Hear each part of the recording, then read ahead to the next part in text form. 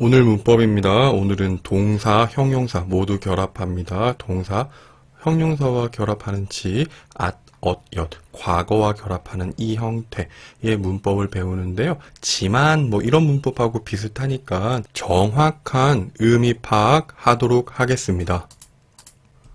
자, 이 문법은 동사, 형용사와 모두 결합합니다. 자, 한번 볼게요. 명사. 하지만 이 문법의 앞에서는요, 꼭 뭐뭐한 만, 이렇게 만과 같이 결합해주면 의미가 더 확실합니다. 그래서 이렇게 사용합니다. 명사만. 그 농구 선수 키만 크다, 농구를 못해요. 라고 해서 앞에 말씀드린 것처럼 만하고 결합을 합니다. 자, 그 농구 선수 키만 크다, 농구를 못해요. 어떻게 합니까? 그 농구 선수는 키만 컸지 농구를 못해요. 자, 이때 의미는 그 농구 선수는 키가 커요. 하지만 농구를 못해요. 이 문장하고 의미 차이는 없습니다. 하지만 어떤 차이가 있어요? 여기서 그 농구 선수는 키가 커요. 하지만 농구를 못해요. 이 문장의 의미는 그냥 단순한 사실만 설명해요. 그 농구 선수는 키가 커요. 크다는 사실.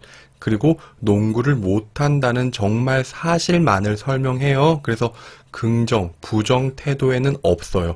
그래서 긍정, 부정 태도가 없기 때문에 신문, 뉴스, 객관적인 정보 전달이 가능한 표현이에요. 하지만 지금 우리가 사용하는 이 문장, 키만 컸지 농구를 못해요.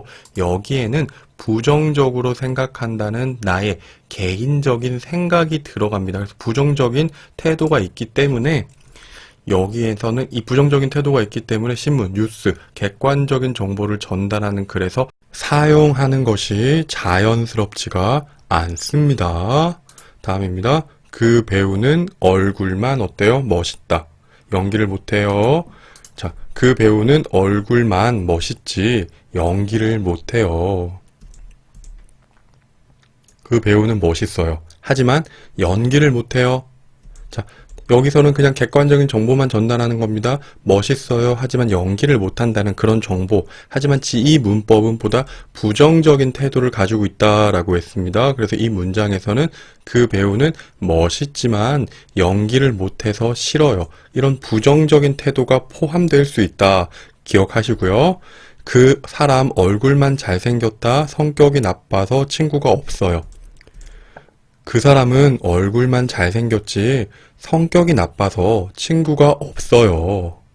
자, 어떤 의미예요? 자, 그 사람에게 부정적인 태도를 가지고 있다. 그래서 나는 그 사람이 싫어요. 별로 좋지 않아요. 이런 의미가 포함될 수 있다라는 겁니다. 기억해 주세요. 자, 하지만 항상 부정적인 태도를 전달하는 것은 아니에요. 자, 그렇기 때문에 이 문법도 다른 중급 문법처럼 어렵습니다.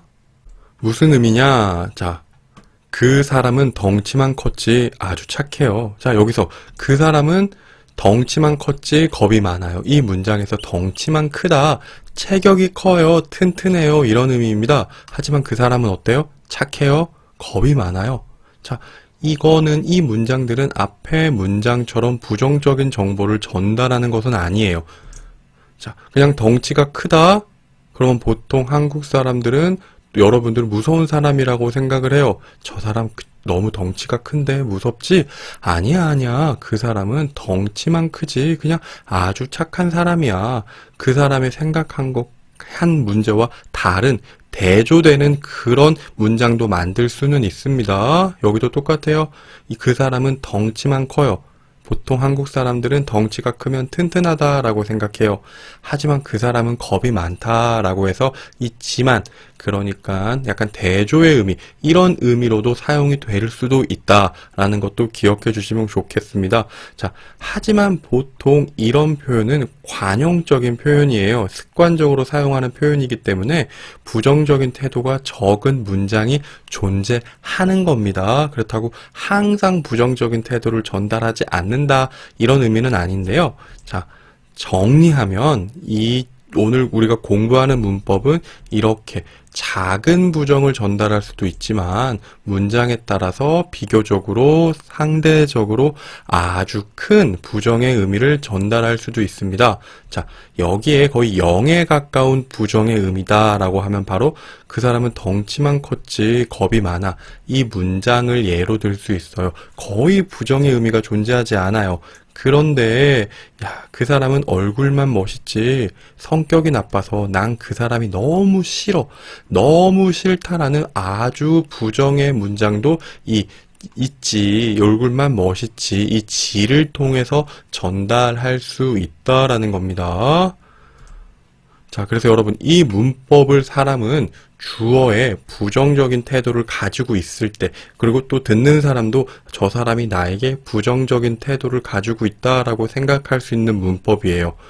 그래서 이때 부정은 아주 싫은 큰 부정이 될 수가 있지만 또 아주 작은, 아주 조금 싫어요라는 부정까지 그 크기가 다양합니다. 그래서 친한 친구에게 사용은 가능하지만 상대방의 기분을 나쁘게 할 수 있기 때문에 친한 친구가 아니면 그 사람에게 직접 사용하는 것은 조금 사용을 하지 않았으면 좋겠다라는 말씀을 드립니다. 자, 여러분 연습하겠습니다.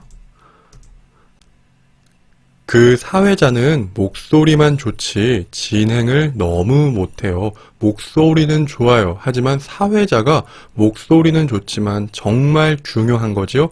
진행을 못하면 그 사회자는 좋은 사회자입니까? 나쁜 사회자입니까? 네, 나쁜 사회자예요. 그래서 이 문장에서는요, 부정적인 태도가 존재합니다. 그런데 그냥 부정적인 태도는 아니에요. 강한 부정이 있는데 무엇을 보면 알 수 있어요? 여기 너무를 보면 부정적인 태도가 존재한다라는 걸 알 수 있습니다. 다음입니다. 넌 집에서 아기나 돌보지 하는 일이 뭐 있니? 자, 여기서 돌보다라는 건 키우다.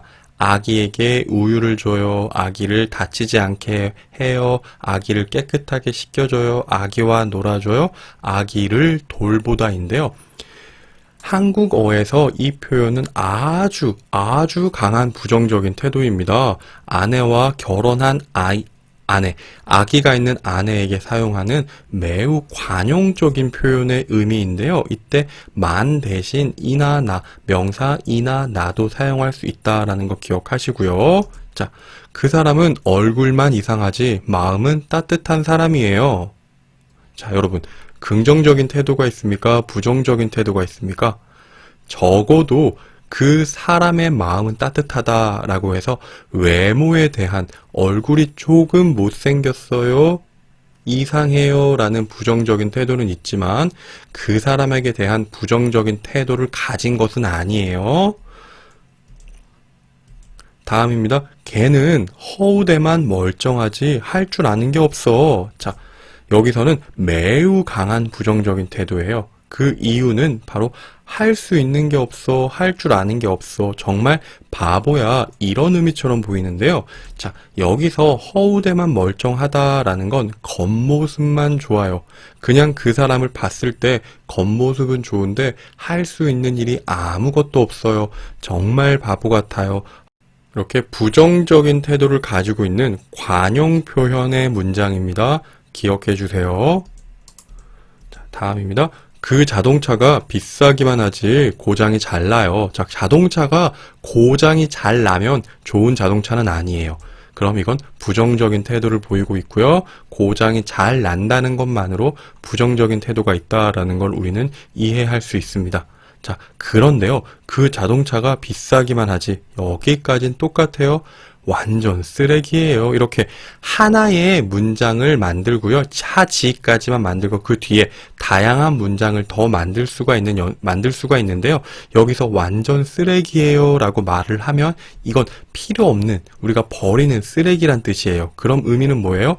고장이 잘 나요 라는 부정적인 태도보다 매우 강한 부정적인 태도를 가지고 있는 문장이다 라는 걸 우리는 이해할 수, 또 추측할 수 있어야 합니다. 자, 이 옷이 비싸기만 하지 제 값을 못해요. 긍정적입니까? 부정적입니까? 네, 여기서는요, 제 값을 못한다 라고 해서 부정적인 태도를 분명히 보이고 있는 그런 문장입니다. 자, 다음입니다. 이 식당, 그 식당 음식은 맵기만 하지 맛이 없어요. 자, 식당 음식이 맛이 없다라는 건 좋은 일은 아니에요. 그럼 부정적인 태도가 있습니다. 그 식당 음식은 맵기만 하지 맛은 정말 없어요. 자, 이 문장에서 정말이 한번 사용되었고요. 그래서 어때요? 돈이 너무 아까워요. 그러면 이거는 위에 있는 문장보다 어때요? 네, 더 강한, 매우 강한 부정적인 태도를 보이는 문장입니다. 그리고요, 다음입니다. 그 아이돌은 춤만 잘 추지 노래는 전혀 못해요. 가수인데 춤은 잘 춰요. 하지만 노래를 못해요. 자, 그럼 이것도 긍정적으로 보지는 않는 표현입니다. 부정적인 태도로 이야기하고 있고요.